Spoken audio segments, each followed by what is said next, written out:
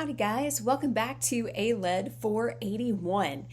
Today we're going to talk about something that is very, very near and dear to my heart, kind of my passion within leadership, which is this idea of public andragogy. So we talked a little bit in the previous lecture about what is andragogy. We're going to talk a little bit more about that. I'm going to talk about what does this mean and how does this impact you going forward in your leadership career. So when we talk about andragogy, okay, remember I told you andragogy is how adults learn. The word pedagogy is how younger brains learn. And so this idea of public pedagogy, we're going to get to in a second, it was coined pedagogy before the idea of andragogy came around. So what does andragogy assume? The first thing it assumes that adults need to know why they need to learn something. We as adults want the WIFM, what's in it for me? How many times have you been sitting in a class and you're like, cool, bro, but what's the point, right? We want to know the point because as adults, our time is valuable. So we want to know why is it that we are taking our time to learn something. And andragogy says that from the back part of the curtain, right, from the educator point of view, we being the royal we, which is me in this case, I need to make sure that you understand why you need to learn. So why do you need to learn about public andragogy? Well, andragogy is going to be how you convince and teach other people to do something. You will have to do this for the rest of your life, whether it's in a work context, and let's say they hire somebody new and you have to help train them, right? If you are a leader and you're trying to motivate your followers, a lot of that is going to be behaviorally based. And so you need to be able to communicate with them how to learn and understand how to teach them better, right? So all these things are going to be really important to you. We need to, as adults, learn experientially. We learn by experience. It's not just words. It's not just writing it down. You know, we talk about those three ways of learning: auditory, visual, and kinesthetic. The kinesthetic is the actual doing. We need to be able to apply a theory to an actual experience. Now, the cool thing is, as we mature and as we have more and more SLEs, if you took ethics with me, you know that stands for significant life events, we are able to probably retroactively analyze. But as we're going through and experiencing things, we need to be able to say, all right, I'm going to take a quick time out. As I'm experiencing this, I need to make sure I understand what's truly going on. And as we teach others, it's so much more impactful to teach them while they are actually doing what you're trying to teach them. It's very important. We as adults, approach learning as problem solving. You may have someone in your life that is a problem solver. Like you have a really crappy day at work or at school and you come home and you tell your roommate or significant other, like, you just want to verbally vomit, right? You don't want them to solve your problem. You just want to bitch. Well, some people just can't not solve problems. And a lot of us are like that. When we see an issue, when we're trying to learn something, we want to problem solve. We want to know how to do it, but also how to do it better. And that's part of that idea of andragogy, is teaching people through problem solving. And adults learn best when the topic is of immediate value. Again, show me the WIFM. What value does this add to my life? So it's really hard to say, well, in 4 years, when you're experiencing this, right, you're not going to remember that in 4 years. So what is that immediate value? What is that value added component? So what does this look like in practice? If you focus more on the process of learning and less on the content, that's really important. That is why it's super hard. I'm not going to lie to you guys, and you know this, you survived COVID. It is super hard to teach andragogically on YouTube or on, via Canvas or whatever platform you're using. It's because as the instructor, I don't know your process. I don't know if you're sitting and listening to this while you're drinking a beer. I don't know if you're sitting and listening to this in the pool. I don't know. Duck blind. I had several people in duck blinds and fishing and golfing while they were online with lectures during COVID. I can't control that process for you. In the classroom, I can control the process. So even if it's a big class and we're introducing movie clips, that's still a process, right? I'm getting you to analyze while you're sitting there. And I have to give up some of that, honestly, control whenever you're learning this way. So it's really hard to do it virtually. But the instructor adopts this idea of being a facilitator more than a sage on the stage, right? I'm facilitating your learning. That's why in like ethics, I ask a lot of questions. We talk a lot. We have discussion as much as we can in a big room. Yes, I still have to cover content because you're going to need it later on in some of your classes, but it's also understanding that these are really hard topics. And so going through that process is so important. The practice of andragogy also involves the learners in the planning and evaluation of their instruction. So really cool, like graduate level classes, they do this a little bit better, partly because you have a little bit more experience under your belt, and also they're smaller classes, which makes it a whole lot easier. But they actually integrate that. A lot of times when I teach ethics, I try to do the same. I get the students to decide what the final syllabus is going to look like and how I'm going to evaluate their learning, whether it's quizzes or exams or case studies or whatever that looks like. So this is used extensively in organizational training. So if you have the inkling, like if you're saying, you know what, I'm going to work HR, if that has ever been something you've thought about, then understanding andragogy is going to be completely imperative for what you do, because that is how we train in the workplace. That's the most effective training. Sitting and watching a training video does not work well. So for those of you who took ALED 426, which is Principles of Adult Learning, this is not new, but not everyone takes that class. So I wanted to introduce this for everyone to get into this idea of public pedagogy.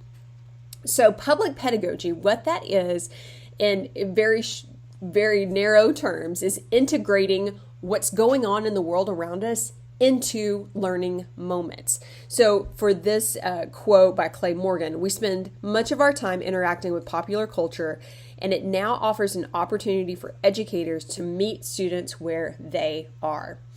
So not all of you have the same lived life experiences. There are some of you that began working at age 12, right? As soon as, or even younger, as soon as you could, you were put to work either on the family farm or the family business, or as soon as you turned 16 and you could legally work, you had a job, right?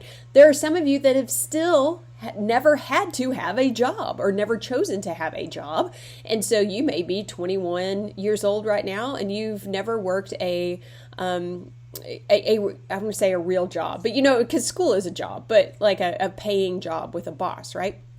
And so I don't know what context you bring into the classroom. And there's some of you guys that are non-traditional students, right? That you may have been in the workforce full time for 10, 15 years.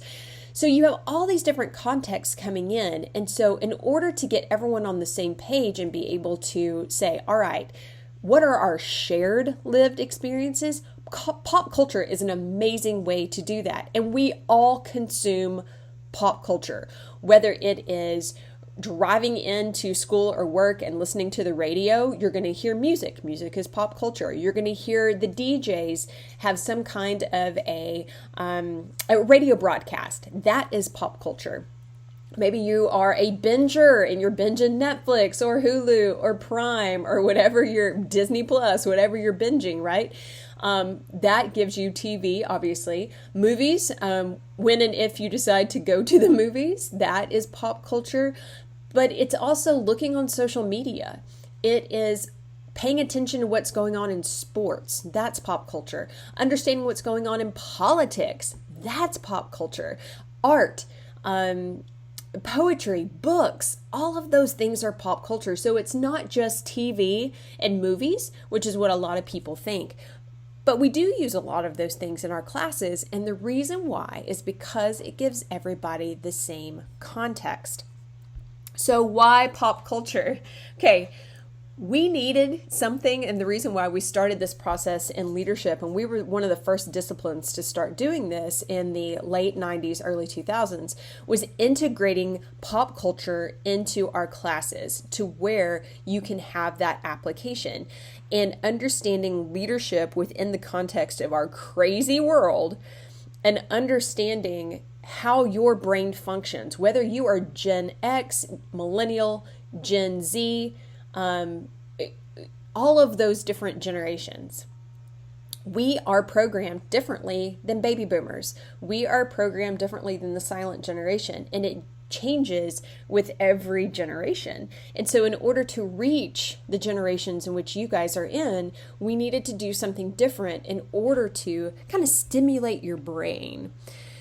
So for instance, when I started TAing A-Led 340 back in 2001, maybe 2002, around that time, we used to show this movie right here, 12 O'Clock High. It's a great movie, black and white, good old Gregory Peck smoking a cigarette. You know, how can you go wrong? World War II movie? Maybe? World War I? That's awful, I can't remember. One of the world wars showed Blake and Mouton very well. You could see every type of leader type. All 5 were there. You could see them. You could see how they were effective. You could see how they were ineffective, right? As I was TAing, I noticed that half of my lab was asleep during this movie. It's not that it's not a great movie. It is award-winning, but it's black and white, and it's a military movie, and if you're not into either one of those things, it can possibly suck. So a new movie came out, and I thought, as I was sitting in the movie theater, I thought, oh my gosh, I see all of Blake and Mouton in this movie. We need to start using this movie instead of 12 O'Clock High because it's current. Now you're going to laugh when it comes on the screen because you're going to be like, yeah, that's real current. But at the time, it was current. It was a little bit lighter in the fact that it was in color, but also in topic, but still had a good message. And that's Legally Blonde.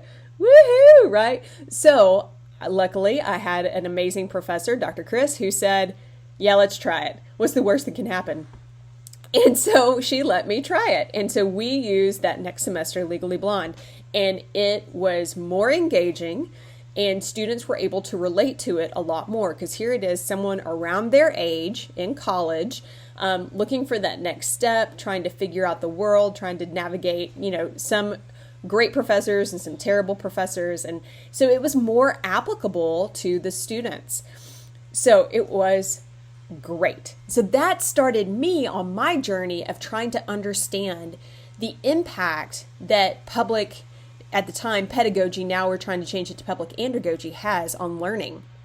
So that public pedagogy is, like I said, assimilating current events, including pop culture and popular media, into the classroom.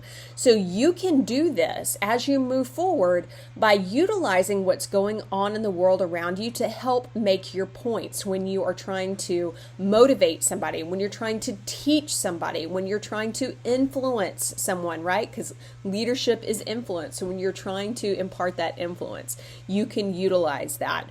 So combining your knowledge of leadership theory with public pedagogy has been proven by the article that you read to be the most effective way to teach. So we need to start using it more in our everyday.